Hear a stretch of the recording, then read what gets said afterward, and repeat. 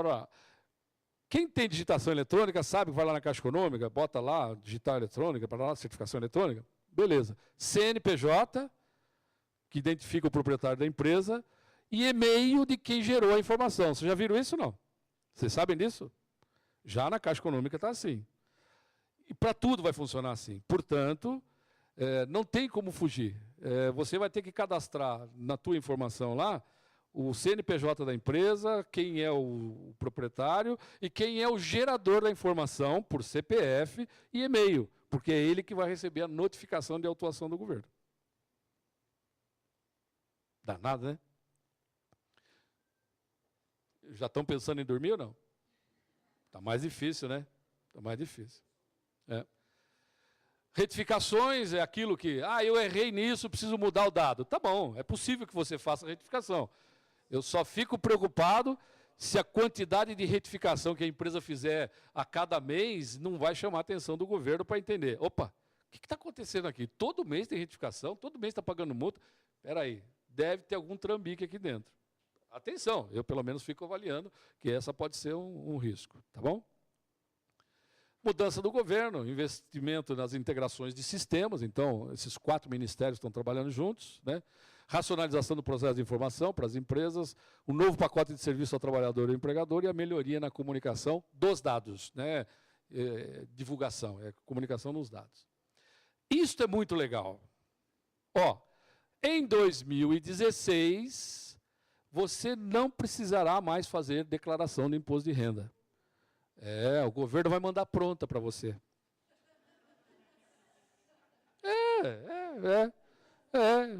Com base em tudo que você está carregando de dados do seu dia a dia, o governo está armazenando. Aí, quando chega lá o prazo do imposto de renda, ele fala, está aqui, tudo que você ganhou, tudo que você pagou. Tem alguma dúvida? Tenho. Entra com uma ação, um recurso para retificar. Porque, caso contrário, o boleto de pagamento ou devolução já está pronto. 2016. Nós estávamos numa reunião, Márcio, eu, com o pessoal de Brasília, e eles estavam discutindo lá algumas coisas. Então, microempresa, né? Ela tem uma franquia de impostos até R$50 mil no ano na isenção, não é? Pois é, a Receita Federal resolveu usar um pouquinho a amplitude dessa ação. E falou assim, tá bom, CNPJ tal, proprietário tal, CPF tal. Legal. Começou a puxar o cartão de crédito desse proprietário da empresa. Constatou que ele declarou como arrecadação, como faturamento da empresa, R$50 mil no ano. E gastou R$75 mil no cartão de crédito. Opa! Espera aí, como é que ele gastou mais do que ganhou? Lembra da diarista? É mais ou menos aqui. Aí o contador lá da Federação dos Contadores falou, mas espera aí, mas cartão de crédito não pode ser ferramenta de validação financeira. Mas é um indício para ir no banco. O banco é. Então, quer dizer, se ele gastou 75 no cartão, em algum lugar na conta bancária dele tem saída desse dinheiro. É lá que nós vamos pegar. Então, aí você vai receber a tua declaração de imposto de renda, computando os 75 mil que você gastou contra os 50 que você ganhou. Assustou, não?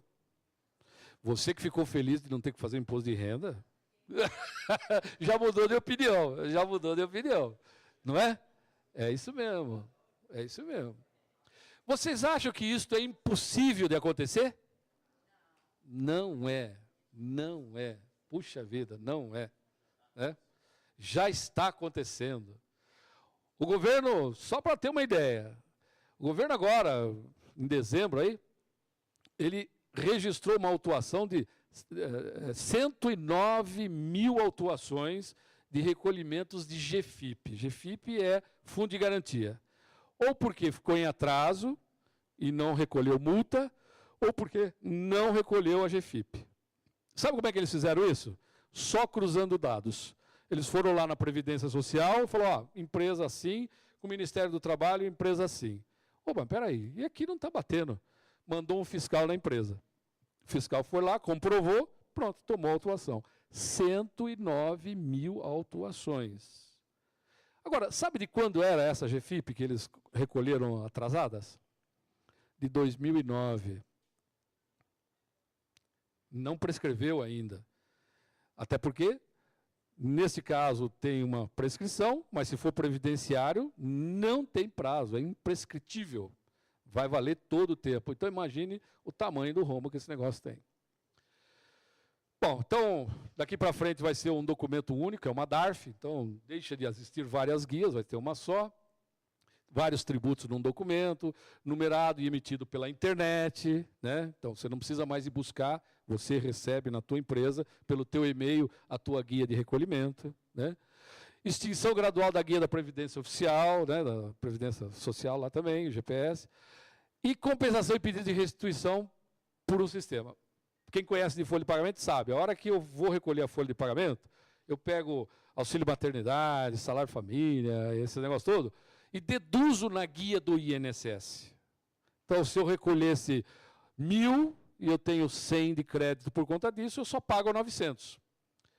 Dentro do E-Social vai ser o contrário. Eu pago os 1.000 e agora vou pedir o reembolso dos 100. Então, mudou a inversão da ordem do dinheiro, né? Ok? Primeiro você paga para depois ir buscar a diferença. Parcelamento unificado, mesma coisa. Tem muita empresa, quando vai prestar serviço, aí ela fica devendo, está lá, devendo INSS, devendo imposto, não sei o quê. Ela vai lá e pede um parcelamento da dívida, né? Pronto, regularizou a certidão dela, porque está parcelada e ela está pagando. Aí ela paga o primeiro mês e depois não paga o segundo, ela já entrou no cadastro de novo, só que para você ela regularizou a dívida. Então, cuidado aqui. Empregados, portanto, tem um efeito, contratos de terceiros têm outro efeito, por isso que a gente está falando. Documentos fiscais têm um cruzamento de informação muito significativo aqui, e documentos previdenciários também. Tá? Então, esse aqui é o interface previdenciário. Esse aqui é um modelinho das rubricas aí, né, do cadastro, né?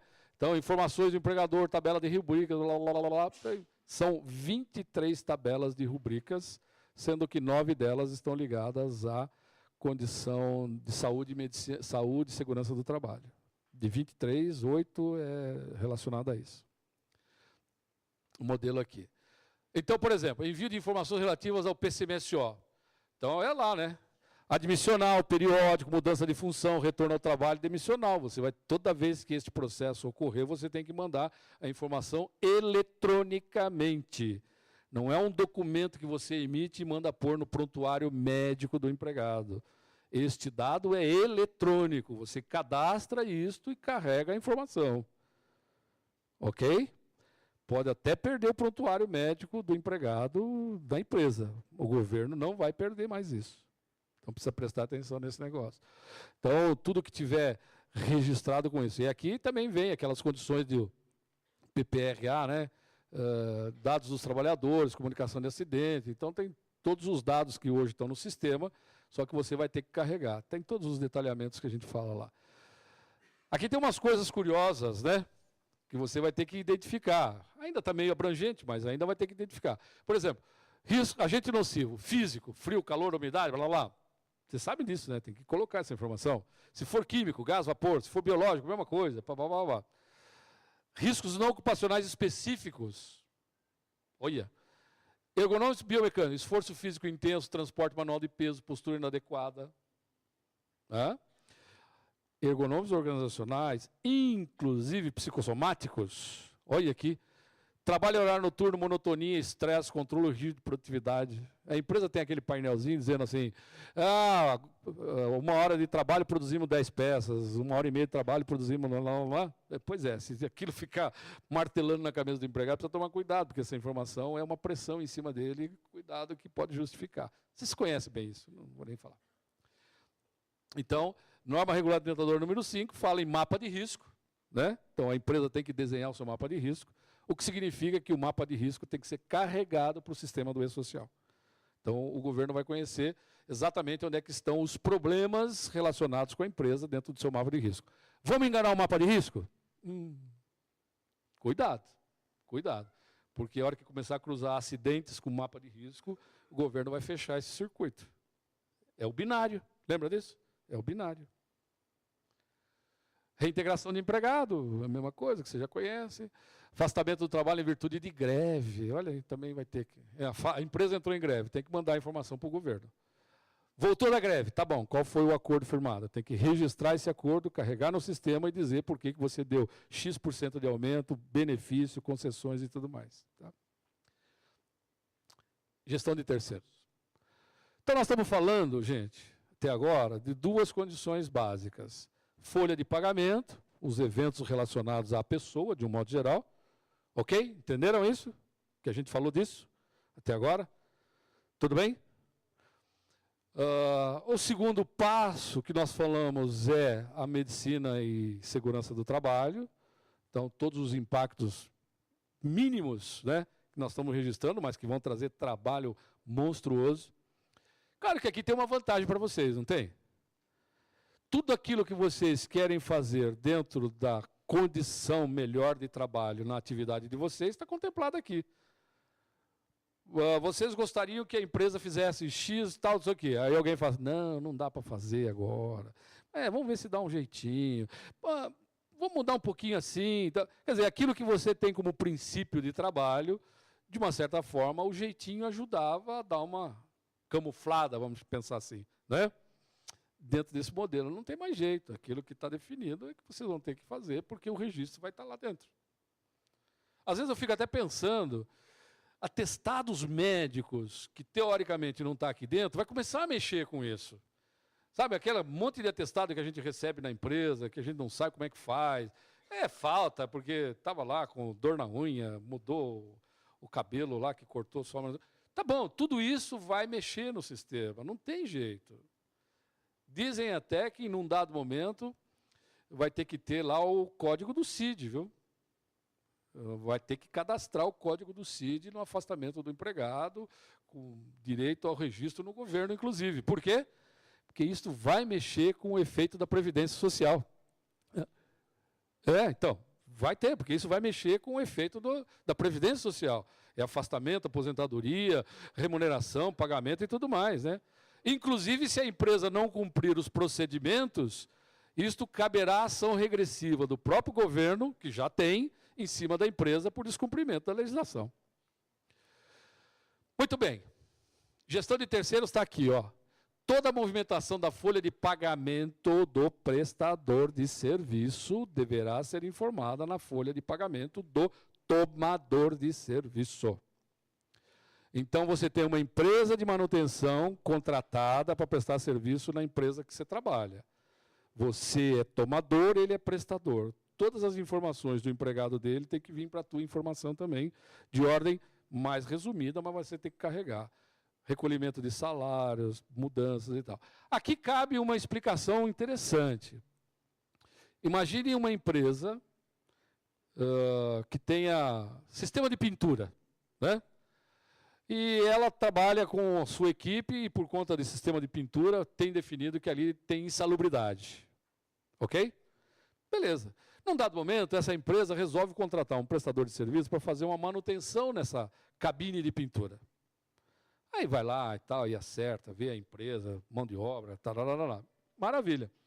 Aí a empresa, para tentar ganhar o contrato, não contempla pagamento de insalubridade para os seus empregados, porque vai prestar um serviço lá. Então, ela só paga isso. Pois é. Só que o cadastro do tomador de serviço tem que bater com o cadastro do prestador de serviço. A empresa contratou A para fazer serviço X. A empresa X foi contratada pela empresa A para fazer isso. Então, tem CNAE, que tem que bater os dados, o registro. CNAE, que tem que bater os dados do registro e carregar a informação. A hora que esses dois dados subirem para o E-Social, vai cruzar que a empresa prestadora de serviço não pagou insalubridade para os empregados que estão trabalhados naquela lotação da empresa tal, fazendo limpeza da cabine de pintura. As duas empresas serão autuadas. A que contratou e a que presta serviço. Olha só onde é que vai o nível de detalhe que eles estão buscando nesse trabalho. Ok? Então, se tem alguma empresa que está achando que o E-Social é só um processinho de recursos humanos, cuidado. Nós estamos falando de compras, saúde ocupacional, segurança do trabalho, financeiro, compras, todas estas áreas estão envolvidas nessa gestão. Essa mesma empresa que se prestar serviço, quando ela presta serviço e emite nota, se for mão de obra, ela tem que fazer uma retenção dos 11% do INSS. Ok? Puxa, mas o empregado dela trabalhou numa área que é insalubre. Cadê o recolhimento do INSS sobre a insalubridade também? Não tem? Pau de novo. Porque você deixou de recolher INSS para esse empregado sobre uma atividade insalubre. Ok? Tem o cadastro, né, que a gente fala, que é aquele negócio bem da matrizes filiais, vamos chamar assim, não vou entrar muito nesse detalhe agora. Subcontratação de empreitada. Então, você contrata uma empresa que contrata outra. Esta quarteirizada também tem que fornecer informação para você. Então, cuidado com esta linha de contratação, porque ele tem que dar esses dados para você. Tá? Faturamento será controlado pelas informações enviadas pelo e-social. Só para dar um exemplo, para ficar mais claro para vocês. Hoje, uma construtora resolve construir um prédio, apartamento. Vai levar 2 anos esse prédio. Dentro dessa estrutura de agora, vai ter que ter a regularidade contábil por um valor bruto total, com valor de retenção, valor líquido a receber, mais ou menos isso. Só que tem algumas coisas que é assim. O contrato tem que ter objeto, prazo e cronograma físico-financeiro. Hoje, quem constrói um prédio, leva 2, 3 anos para construir, ele começa a construir, abre financiamento, pega nota, registra, abre uma pasta, né, e vai botando todos esses dados lá dentro, todas essas informações. O que pagou, o que recebeu, quem trabalhou, como é que fez, blá, blá, blá, blá, blá. Quando ele termina o prédio, ele precisa liberar o prédio para vender. Aí ele pega todo esse calhamaço de documentação, por exemplo, vai no INSS, entrega no INSS e fala, está aqui, ó, preciso dar baixa nessa obra agora, porque eu tenho que vender o apartamento, né, o prédio. Aí o fiscal do INSS recebe aquele monte de documento e ele vai ter 5 anos para analisar esses documentos. E ao final dos 5 anos ele vai dizer, ok, documentação perfeita, sem problema. Não, peraí, faltou mais isso. Só que ele já liberou o apartamento para venda. E aí ficou uma pendência lá dentro. É assim que funciona hoje. Não deveria ser. Daí o governo, então, mudando o cronograma físico-financeiro. Ou seja, a cada mês você vai ter que ter uma projeção da obra, quanto de evolução dessa obra, quanto de gasto dela você tem e quanto você despendeu de dinheiro. Ou seja, quando a obra terminar, a documentação está em dia. Dá bem mais trabalho. Controlar tudo isso e fazer gestão. Ok? Então a empresa também contrata gente que ela vai fazer coisas desse tipo. Atenção aqui para essa ação. Tá bom? Cronograma financeiro, físico-financeiro, relatório de medição, documentação das obrigações legais, né? Tem empresas que têm muita dificuldade, né? Folha de pagamento do tomador, recibo do salário, cartão de ponto, CAGED, protocolo. Tudo isso você vai ter que estar controlando, porque você é solidário a essa responsabilidade. Né? Aqui os documentos e tal, denominação, também não tem muita coisa. Encerramento. Declaração de realocação de pessoal, então, eu contratei 100 pessoas para uma determinada ação, e dali um pouco terminei esse trabalho, tenho 100, vou ficar com 80 e 20 vou levar para uma outra obra. Essa empresa tem que ter uma declaração dizendo o que ela vai fazer com essas 20 pessoas, para onde ela vai levar, onde é que ela vai registrar, como é que é o conceito. Tá? E para as outras 80, ela tem que mostrar a cópia da carteira profissional, registrar, né? O termo de rescisão de contrato, GFIP, GPS, de que recolheu, para que você, empresa tomadora do serviço, não fique com o encargo desses impostos posteriormente. Isso ajuda, né? Eu acho que isso é lógico, é legal para todos nós que queremos trabalhar em dia. Né? Aqui, então, a fundamentação legal de todos esses processos de gestão de terceiros. Não sei se aqui foi feita uma pesquisa para entender como é que as empresas estão preocupadas com o e-social. Então, tem aqui um número, mas tem algumas coisas que é interessante. Gestores da empresa onde você trabalha estão conscientes e comprometidos com a necessidade do e-social? 42%, parcialmente, pois estamos aguardando o cronograma definitivo. Quer dizer, parou o sistema, ninguém está falando mais sobre isso. O problema está correndo, o tempo está chegando. Né? Aqui, 70% das empresas ainda não estão envolvidas com o e-social. 81% acha que e-social é um problema só de recursos humanos. Não consegue medir o impacto disso ainda. A obrigação dos temas que você acredita que a empresa terá mais dificuldade para lidar com o e-social. 41% fala em mudança cultural. Este vai ser um peso. Mudar o sistema é fácil. O problema é fazer a gestão disso, né? Então tem alguma coisa aí. O que eles acham que é mais difícil, né? Maior dificuldade, 60% é a integração dos dados das diversas origens. Lembra que nós já falamos? Compras, financeiro, RH, saúde, medicina, barará, barará. Tudo esse povo tem que começar a conversar junto agora, porque está tudo integrado, não é mais isolado. Vai ter que quebrar muita vaidade dentro da empresa. Isso é só meu, é segredo, é só eu que cuido. Pô, cuidado com isso, viu?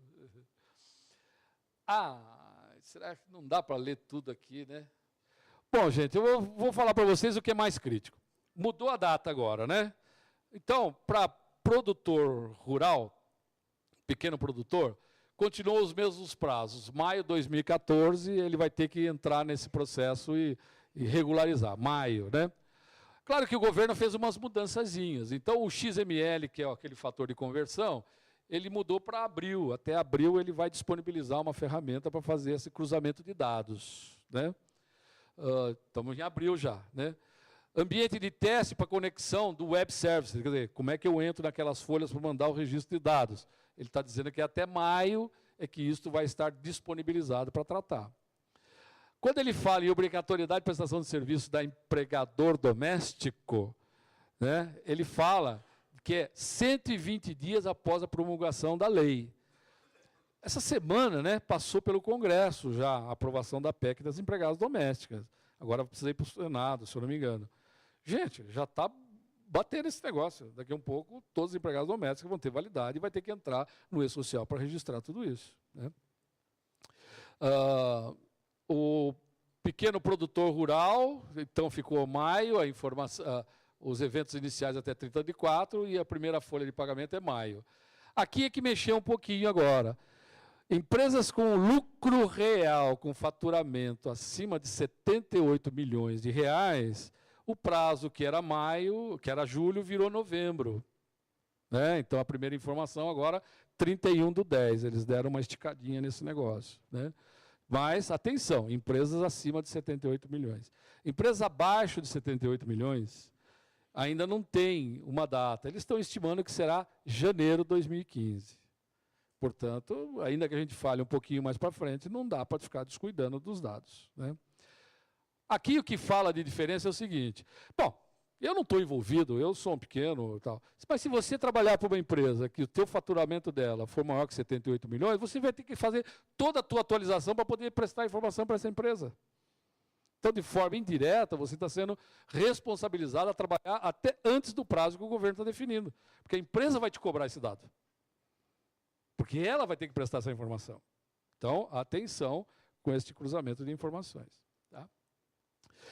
Empresas do chamado lucro presumido, Simples Nacional, parará, parará, a implantação do e-social por fases que eles estarão definindo, que é mais ou menos essas datas aqui. Tá bom? Aqui a administração pública vai ser em janeiro, e os recolhimentos de DARF e tudo mais, que eles vão mudar em janeiro de 2015.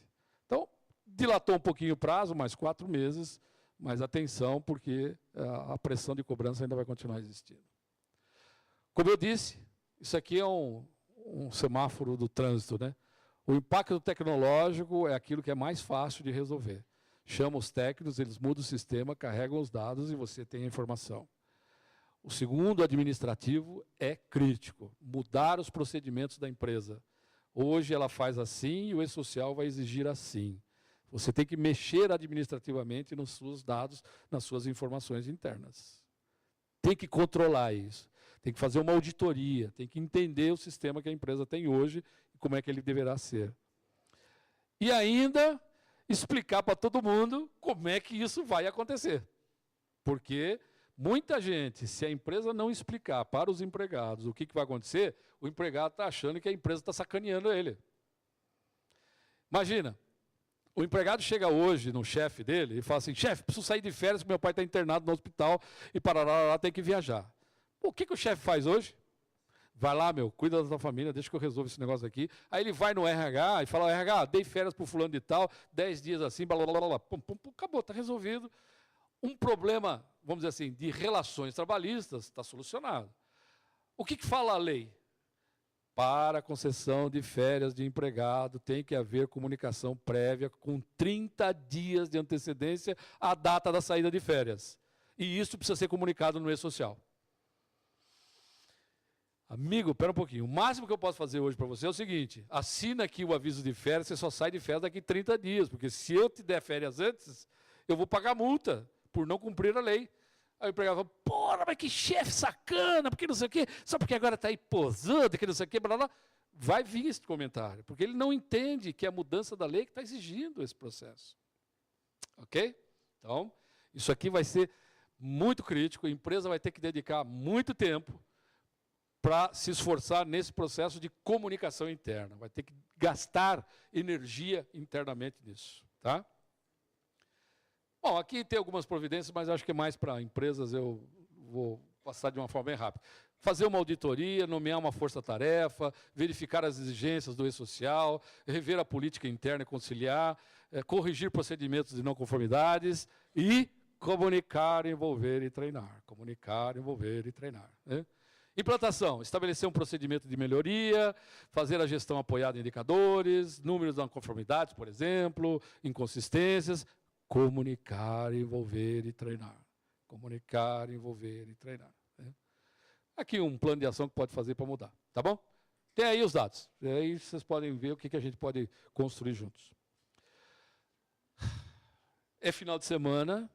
Recomendo que vocês saiam para almoçar.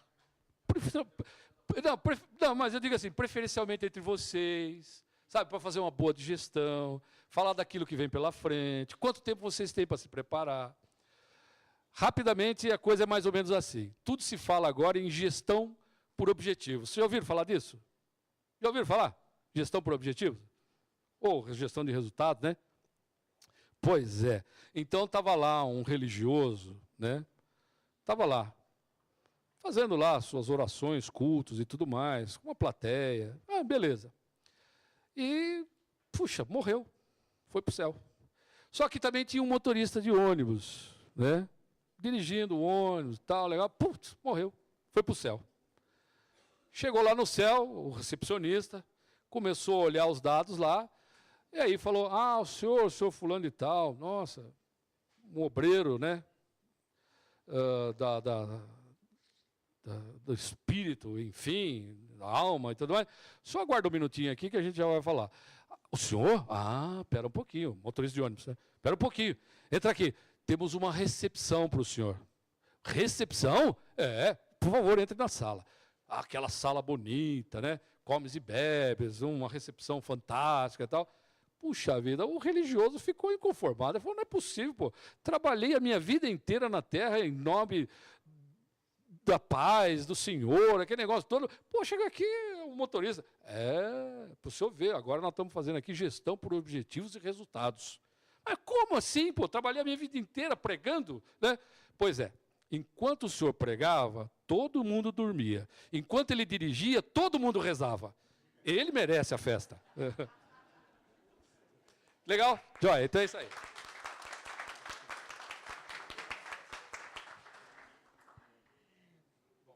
Primeiramente, gostaríamos de agradecer, né, essa brilhante apresentação do Dr. Marino, né? Com certeza um esforço muito grande para tentar resumir em tão pouco tempo um assunto tão extenso e que com certeza muita coisa foi esclarecida, mas agora que a gente tem certa informação, a gente tem muito mais dúvida, né? Então, muito mais coisa para perguntar, né? Ninguém tem dúvida daquilo que desconhece, né? Então, eu acho que com certeza agora a gente vai ter muita coisa ainda para discutir para frente, certo? Então, vamos dar um intervalinho aí, 20 para as 11, e a gente volta, então, para a segunda etapa aí da apresentação, tá bom? Obrigada.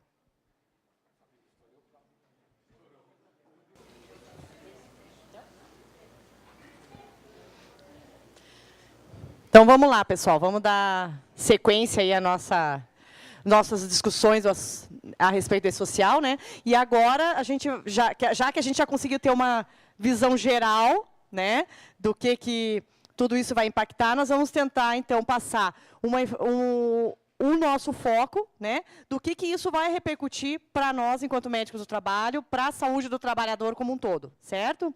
Então, eu gostaria de convidar o Dr. Paulo Roberto Zétola, né, que é presidente da PANT e gerente corporativo de saúde e segurança do trabalho da Renault do Brasil. Bom dia, obrigado pela presença de vocês, obrigado pelo Marino ter aceitado o nosso convite.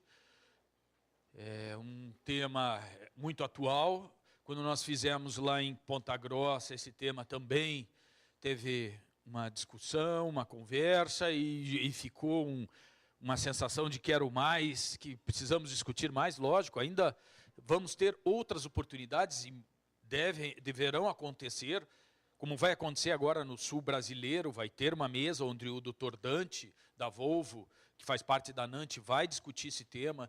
Vamos ter esse tema também no Congresso, na nossa Congresso Paranaense Jornada no final do ano. Então, esse tema vai continuar sendo discutido.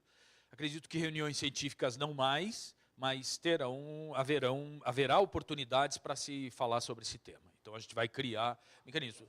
E atualizações e outros órgãos, né? Quem sabe o Marino puxa aí uma reunião científica lá pela executiva, né? E nós estaremos juntos, né? Então, eu acho que tem espaço, principalmente porque o tema ainda tem muita atualização pela frente. Só um pouquinho, esqueci do... E eu acho que para esse tema cai muito bem a esfinge mitológica grega, onde ou você decifra ou você é devorado. Creio que é perfeito esse tema para a questão que nós estamos vivenciando em termos do e-social. Porque são muitos detalhes, muitas prováveis armadilhas, e que se a gente não se antecipar, não avaliar com muito cuidado, poderemos cair nelas facilmente, como o Marino bem apresentou. Eu acho que essa visão geral que o Marino deu, né, de uma forma de um especialista de RH, em primeiro lugar, depois um profissional que depois se especializou na questão do e-social, porque está fazendo hoje muitas consultorias, assessorias para as empresas, e isso permite com que ele traga essa visão muito ampla, muito bem analisada. O que nós vamos tentar agora, na sequência, dentro da medicina do trabalho, tentar decifrar um pouquinho e até alguns caminhos que estão sendo aplicados. No nosso caso, por exemplo, lá na Renault, que a gente está utilizando, nos outros grupos que a gente tem participado também, né, na Anfávia, por exemplo, o que a gente tem de experiência e que pode agregar aqui. Lógico que as informações, elas são volúveis, são voláteis, né? Elas vão mudar, se atualizar, então a gente está trazendo um momento. Esse é um momento de informação. Amanhã pode ser diferente, ok? Eu fui buscar o e-social pelo mundo.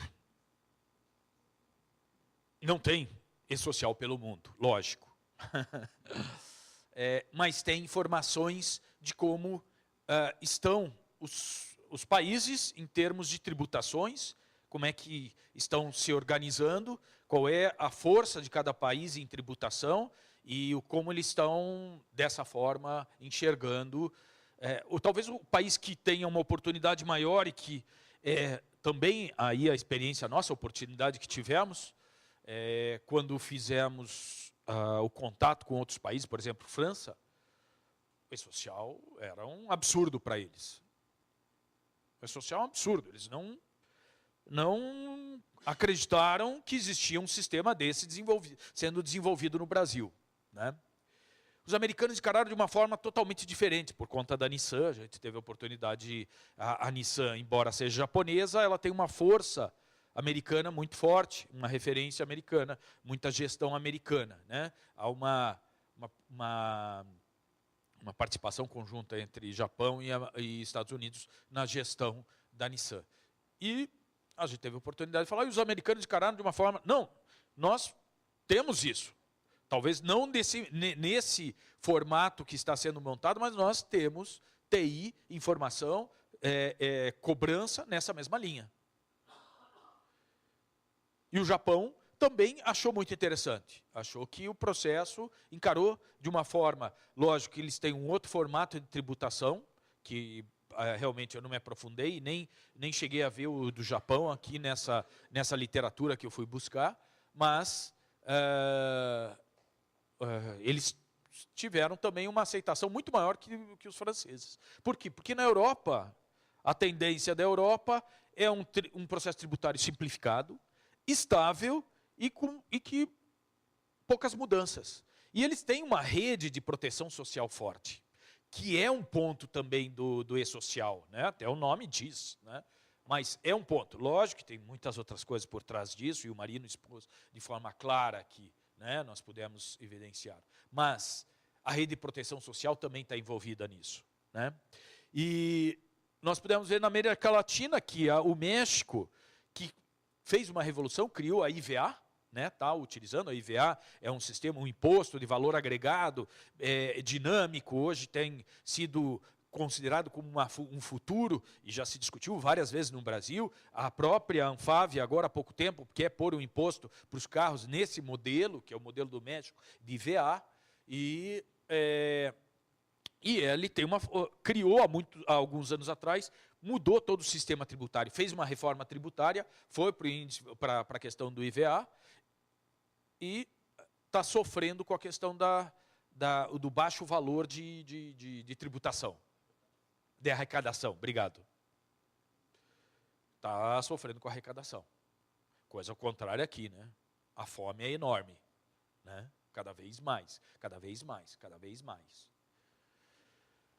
A Colômbia em franco avanço, né, novas políticas fiscais, a Colômbia, eu tenho feito contato com a Colômbia, que está cada vez mais crescendo como estrutura de país, e eles estão muito de olho no SATFAP.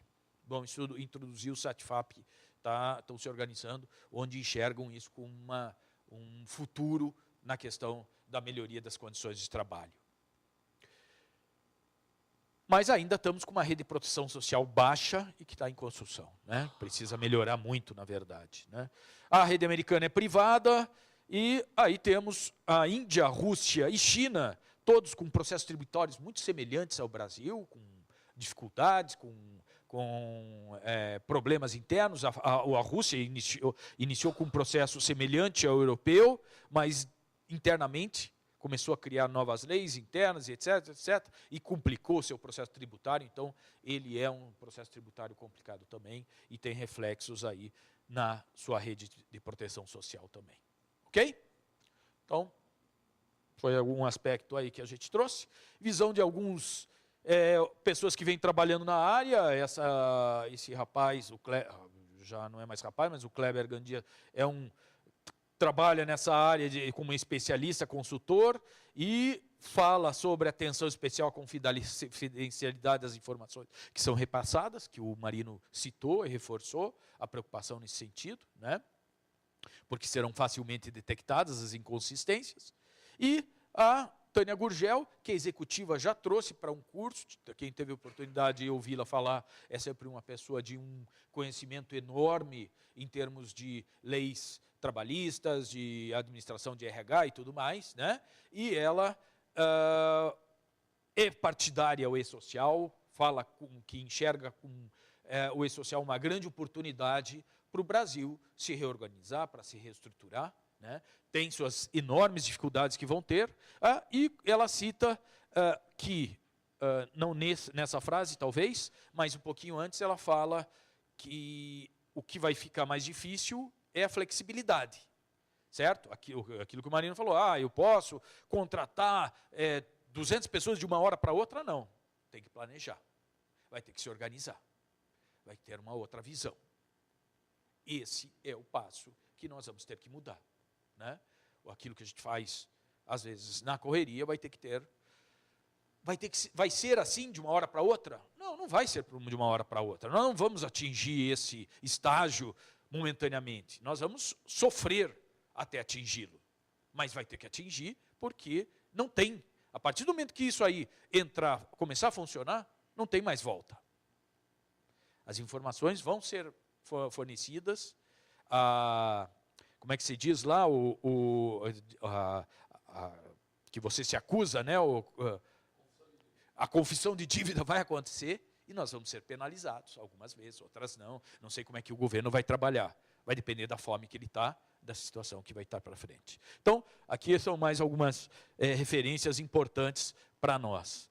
Voltando na classificação dos eventos, o Marino já citou, e só relembrando que são 4 eventos importantes. O que são os eventos? São aquelas informações que são inseridas na mensageria, no material que vai para o SPID, que vai para o governo. São iniciais de tabelas, periódicos e não periódicos.